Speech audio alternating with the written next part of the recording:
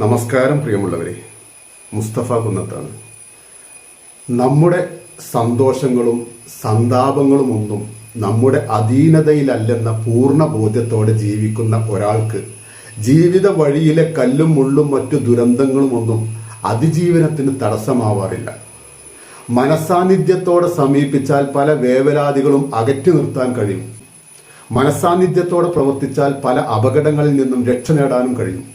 ഒരു ദുരന്തം തലക്കുമീതെ തൂങ്ങി നിൽക്കുമ്പോൾ ഭയപ്പെട്ടും വെപ്രാളപ്പെട്ടും ജീവത്യാഗം ചെയ്യുന്നതിനേക്കാൾ ശാന്തമായി മനോധൈര്യത്തോടെ അതിനെ എങ്ങനെ നേരിടണം എന്നാണ് നാം പഠിച്ചെടുക്കേണ്ട പാഠം.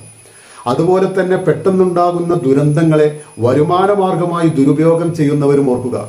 ഓരോ ദുരന്തങ്ങളും ദുരിതങ്ങളും തോരാത്ത കണ്ണുനീരുകളുടെയും ആർത്തനാദങ്ങളുടെയും ഒറ്റപ്പെടലുകളുടെയും ഭയത്തിൻ്റെയും മരവിപ്പുകളുടെയും അവസ്ഥകൾ സമ്മാനിച്ചിട്ടാണ് കടന്നു പോകുന്നത്. അവരെ പിടിക്കാൻ ശ്രമിക്കുക. നാളെ ഒരുപക്ഷെ അവരുടെ സ്ഥാനത്ത് നമ്മളാകാതിരിക്കാൻ പ്രാർത്ഥിക്കുക.